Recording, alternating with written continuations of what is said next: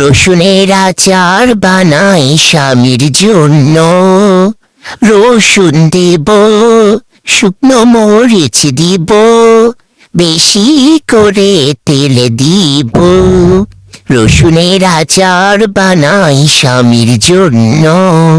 শুনলাম এই ভয়েসটা নাকি দিয়ে মানুষ পরেওতে চলছে, ভাইরাল হয়ে যাচ্ছে, তাই আমিও একটু চেষ্টা করলাম যে এই ভয়েসটা দিয়ে যদি একটু ভাইরাল হতে পারি।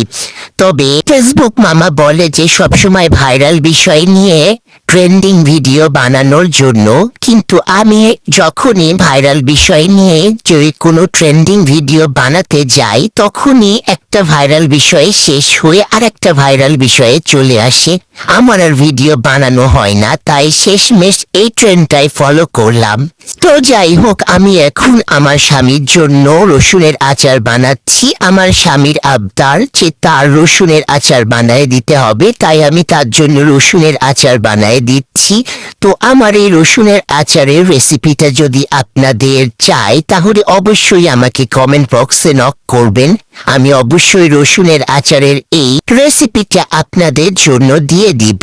আর রসুনের আচার খেতে কার কার ভালো লাগে অবশ্যই জানাবেন। আমারও কিন্তু রসুনের আচার ভীষণ প্রিয়, আর রসুনের উপকারিতা সম্পর্কে তো আমরা সবাই জানি, তাই আমি সবসময় ঘরে এরকম রসুনের আচার তৈরি করে রাখি।